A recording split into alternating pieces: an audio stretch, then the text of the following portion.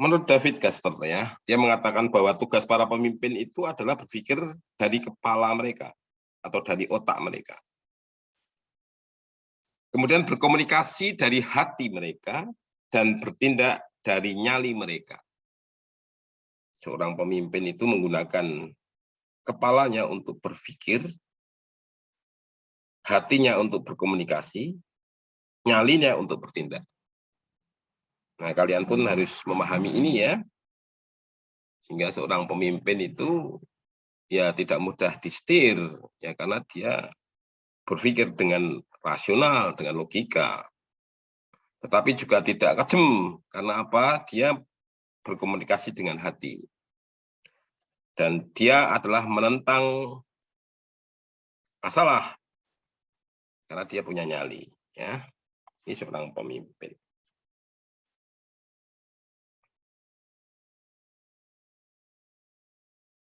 Nah, ini kita lihat ya, teori sikap dari kepemimpinan ya. Jadi seorang pemimpin yang berkualitas itu dilihat dari bagaimana karakteristik personalnya. Jadi pemimpin yang berkualitas, pemimpin yang baik, itu bisa dilihat dari kualitas dan karakteristik personal. Seseorang dilihat dari kualitas itu kan berarti kan ini, apakah jujur, apakah dia visioner, apakah dia menginspirasi, apakah dia cerdas, apakah dia adil, apakah dia sportif.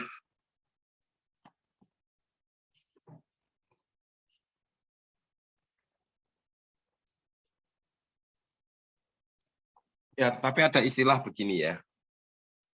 Seorang pemimpin itu boleh bohong tapi tidak boleh salah. Menurut Anda gimana dengan prinsip itu? Seorang pemimpin itu boleh bohong tetapi tidak boleh salah. Tetapi dosen itu boleh salah tetapi tidak boleh bohong. Atau peneliti itu tidak boleh salah, tidak boleh salah tetapi tidak boleh bohong. Tapi kalau pemimpin katanya boleh bohong tapi tidak boleh salah. Gimana, ada pendapat tentang pernyataan ini atau kata bijak ini? Kalau pemimpin boleh bohong berarti dia boleh tidak jujur. Gimana, Mas Hafida? Mas Hafida Hilmi. Boleh enggak tadi prinsip tadi? Nggak boleh sih Pak, soalnya dari kepemimpin kepala ya misalkan ke presiden kalau misalkan berbohong kepada masyarakat kan mungkin agak nggak dipercaya oleh masyarakat sendiri Pak.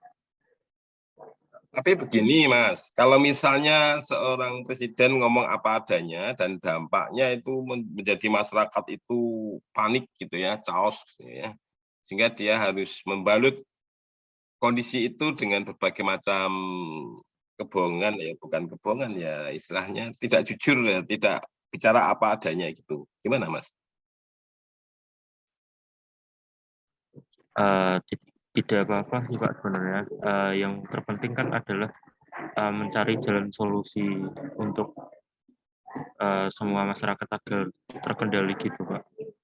Ya, karena memang seorang pemimpin itu ya apa ya, akan menentukan ya, misalnya kondisi, misalnya presiden sekarang sakit gitu ya, langsung nanti pasar sahamnya bisa terpental itu, saham-saham tertentu akan terpental, kondisi ekonomi juga akan berdampak gitu ya.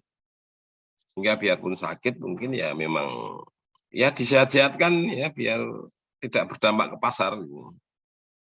Apakah itu yang dinamakan bohong?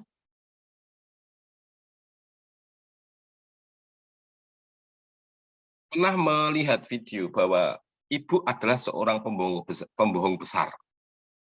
Pernah ya? Saat dia lapar, ada makanan, Ya, kemudian dia melihat anaknya, makanan itu terbatas. Ibu akan mengatakan, ibu sudah kenyang, kamu aja yang makan ya, ini cukup buat kamu. Ibu tadi sudah habis makan kok, sudah kenyang. Ini ibu ini sedang berbohong atau enggak ini? Berbohong, Pak. Berbohong ya. Iya, Tetapi menurut kamu gimana? Ibu yang berbohong seperti itu gimana? iya, tidak apa-apa. Enggak apa-apa, yang dimaksud jujur itu ya bukan itu ya, maksudnya jujur itu bukan itulah. Maksudnya hal-hal seperti itu kan sebetulnya dia itu mengharapkan anaknya yang bahagia, dia bisa nahan lapar lah. Tapi anaknya biar karena anaknya masih butuh perkembangan otak, masih butuh energi yang banyak gitu ya. Sehingga dia mengalah dengan mengatakan, ibu sudah kenyang, tadi habis makan kok, kamu aja makan dulu. Nah ini juga bisa dikatakan bahwa antara bijak ya, antara bijak dan perilaku jujur itu ya tentu saja memang tidak sejajar ya. Bijak itu di atas jujur. Ibu tadi sedang tidak jujur, tapi ibu tadi sangat bijak. Mengalah untuk anaknya yang dicintai. Betul ya? Saat bapakmu capek bekerja, datang itu sebetulnya capek itu ya, tapi anaknya tiba-tiba datang, Pak ini gimana ini SPP belum dibayar dan sebagainya. Tentu saja papamu marah kan? Papamu juga bingung mencari, bapakmu juga bingung mencari dari mana uangnya itu. Tapi apa yang dikatakan Bapak? Tenang, Bapak masih punya tabungan. Besok tak ambilkan.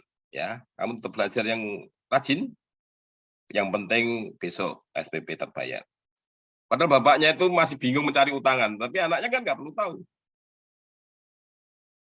Betul ya? Bapak ini apakah ini tidak jujur? Bijak.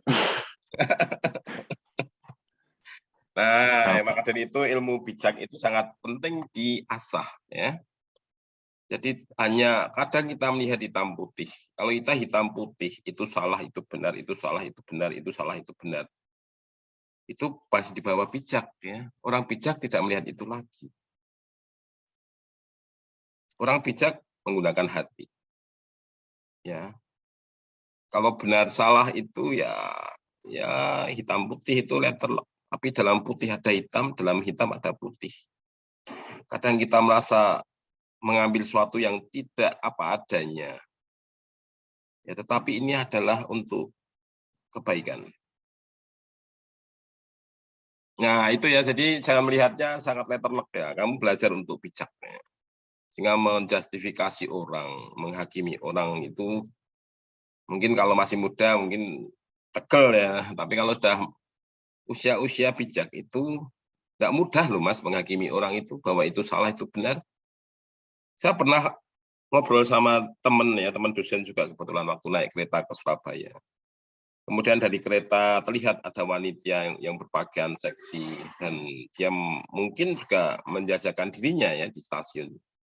Teman saya mengatakan kasihan ya orang itu cantik tapi masuk neraka.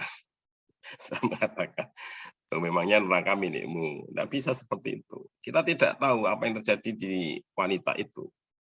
Mungkin ibunya sedang tak sakit, bapaknya sedang sakit, kita tidak tahu. Atau mungkin barusan dicerai sama suaminya. Kita tidak bisa menjustifikasi seperti itu. Ya memang perbuatan itu tidak baik, tetap tidak baik, tetapi kita melihat secara bijak. Tuh. Terus ini lagi, yang pernah saya diskusi dalam satu ruangan dengan teman dosen juga. Waktu peristiwa Mbah Marijan, ya, dia meninggal saat terjadi bencana Merapi ya waktu itu. Masih ingat ya? Kamu sudah lahir belum? Mas Fikri sudah lahir waktu Merapi meletus. Sudah. Sudah ya? Masih kecil, Pak. Masih kecil ya, karena itu kalau nggak salah tahun 2006 atau 2007 loh ya. Dia mempertahankan prinsipnya, ya, keyakinannya. Ya, dari teman saya mengatakan Mbah Marijan itu kasihan mati dalam keadaan seperti itu dan sebagainya. Saya mengatakan justru saya melihat Mbah Marijan pahlawan. Loh kok bisa Pak Tias? Dia juga menyembah sesuatu yang tidak jelas, gitu kan? Nah, kamu bisa menjustifikasi seperti itu kenapa? Apakah kamu pernah mempelajari apa yang dipelajari Mbah Marijan? Apakah kamu tahu tugas Mbah Marijan apa? Ya. Kita tidak pernah mengetahui apa yang dipelajari Mbah Marijan. Tapi kemampuan Mbah Marijan, saya meyakini dia mempunyai ilmu berkomunikasi dengan alam. Dia bernegosiasi agar Merapi tidak meletus dan tidak menimbulkan bencana yang dahsyat. Bernegosiasi dengan caranya yang dia pelajari. Sehingga kita tidak bisa menyalahkan Mbah Marijan. Karena disuruh turun tidak mau. Ya dia yakin dia bisa bernegosiasi. Yang akhirnya pun dia mati dalam tugas. Karena dia ditugaskan oleh raja, habis 9 waktu itu ya. Dia sudah habis 10, tapi dia mengatakan yang menugasi saya habis 9. Saya harus setia terhadap perintah dan saya menjalankan tugas saya sampai titik darah penghabisan. Kalau itu gagal, biar yang lainnya yang selamat, saya mati tidak apa-apa. Nah ini kan hal-hal yang mulia yang kita lihat tidak bisa mudah menghakimi hitam dan putih kan. Dalam hitam ada putih, dalam putih ada hitam. Biarpun dharma itu Bhinneka Tunggal Ika Tanhana Dharma Mangroa. Dharma tidak mendua. Dharma itu kebaikan itu ya satu. Nilai-nilai universal kan, menolong orang, mengasihi orang, membantu orang, mengucapkan kebahagiaan terhadap orang lain. Ini nilai-nilai universal. Dharma tidak mendua. Tapi yang mendua itu kadang caranya. Beda-beda kan? Caranya beda-beda. Melihat hitam putih itu beda-beda.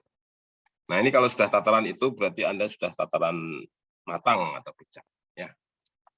Baik, visioner ke depan, inspiring, menginspirasi, cerdas, adil. Adil pun gimana ya adil ya? Menurut kalian adil apa ini? Mas Fikri, coba. Adil itu yang seperti apa, Mas? Menurut saya adil itu seperti meletakkan sesuatu apa ya? Tak contohin aja ya Pak. Nah, kasih contoh gini, ada orang kaya, terus kita nyumbang, itu saling membantu gitu Pak. Gini Pak, jadi kita ngasih orang kaya 50, ngasih orang miskin 200. Itu menurut saya adil. Bisa. Kalau Pak Edi ngasih 200, orang miskin ngasih 50. Enggak. Saya ngasih orang kaya lebih sedikit daripada orang miskin. Soalnya kebutuhan dari orang miskin itu sangat banyak, tapi mereka juga nggak punya biaya hidup. Orang kayanya ternyata juga banyak utangnya, Mas. Oh, kalau itu saya nggak tahu. Orang kaya itu kadang utangnya juga banyak ya. Iya juga, Pak. Baiklah, jadi kalau kita adil juga relatif ya. Ada yang lainnya yang mau berpendapat tentang adil?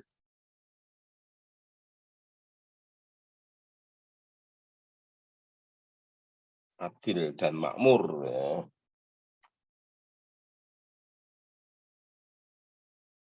Nah, saya pernah diajari bapak saya begini. Misalnya ini ada telur. Telur 1, anaknya 3. Gimana anak telur ini, yang 1 ini telur godok nih ya. Telur godok yang 1 ini dibagikan ke 3 anaknya itu, tetapi secara adil.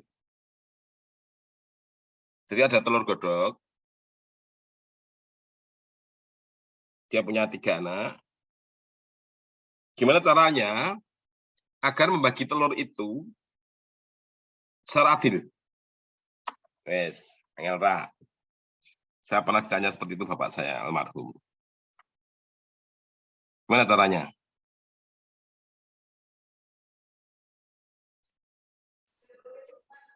Anaknya usianya gimana, Pak? Anaknya ya sudah sudah kalau telur itu berarti ya SMP lah, SD, SMP atau SMA lah. Masnya sama semua, Pak? Ya sama, usianya sama. Ya namanya kakak adiknya lagi ya, usianya selisih 2 tahun, 2 tahun.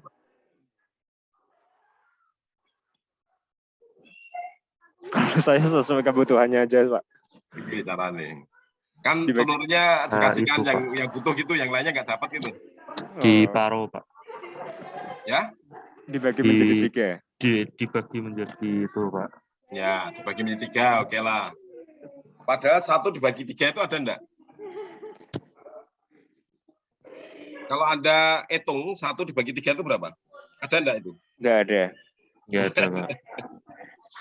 Itu namanya bilangan irasional, itu bilangan roh itu ya. Itu bilangan tidak kelihatan. 1/3 itu enggak ada. Kalau Anda tulis di laptop atau di kalkulator 0,3333333 terus, itu enggak ada. Nah, sehingga enggak mungkin sama, Mas. 1 dibagi 3. Berarti tidak adil. Susah juga ya, Pak. Ya enggak susah, coba. Kita bicara ilmu tua ini. Mungkin Barang- yang lebih barang tua bisa dibagi. ngalah, Pak. Yang tua ngalah Iya, Pak. atau yang waras ngalah?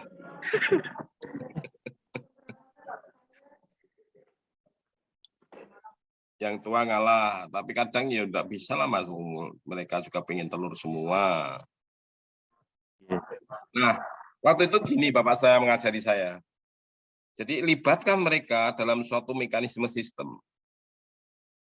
Sehingga misalnya saya akan bagi telur ini ya, ayah yang bagi, nanti pastilah ada yang banyak kuningnya, ada yang sedikit kuningnya gitu. Jadi nggak bisa ayah bagi sama persis. Terus kemudian silahkan nanti kalian gumpimpah dan ayah membuat aturan bagi yang menang pertama dia boleh memilih yang pertama. Berikutnya yang kedua, berikutnya yang ketiga. Gimana, setuju enggak? Setuju gitu kan. Nah, sepakat mereka, kemudian Bapak itu membagi telur itu menjadi 3. Silakan kamu humpimpah sana, humpimpah alaikum gambreng. Nah, ternyata yang ragil nomor 1. Nanti kamu ya, adik ya, yang akan milih pertama, ya siap gitu ya. Yang kedua, pengsut, ternyata yang barep nomor 2. Kemudian yang ketiga nomor 2. Anak nomor 2. Baik, setelah itu setelah dibagi, silakan adik, tadi sesuai kesepakatan ya diambil. Ini aja, saya suka yang kuningnya besar ya, silakan. Biarpun yang besar tadi kepengen kuning yang besar, tapi tidak bisa karena sudah ada komitmen toh. Ya udahlah, terus berikutnya ada 2 telur yang nanti yang barep itu ngambil 1 dan yang anak nomor 2 ya tidak bisa milih, yang sudah apa adanya diterima. Apakah itu terjadi gejolak dengan cara seperti itu?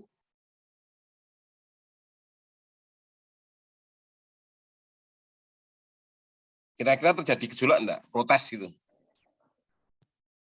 Nggak ada, Pak. Kalau protes berarti mengingkari kesepakatan ya. Iya, Pak. Nah, sudah namanya adil ya itu sesuai dengan kesepakatan.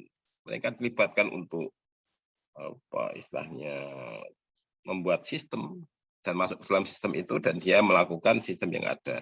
Tapi saat tidak ada sistem aturan ya sudah. Orang akan mudah sekali mengatakan tidak adil, tidak itu pilih kasih dan sebagainya. Mekanismenya seperti apa? Kita kembalikan ke situ. Ya. Oke, itu adil itu ya tidak bisa diukur dari subjektivitas, tetapi itu juga ditentukan oleh mekanisme sistem. Kalau di negara maju, yang namanya dosen muda itu tidak mungkinlah punya rumah di sana dengan gajinya seperti itu. Sehingga mereka hidupnya di apartemen.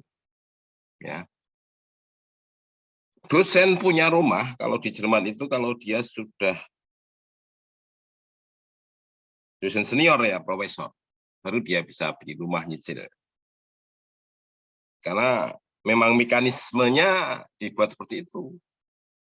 Sehingga orang kaya raya banget ya tidak bisa, orang miskin banget ya itu tanggung jawab negara.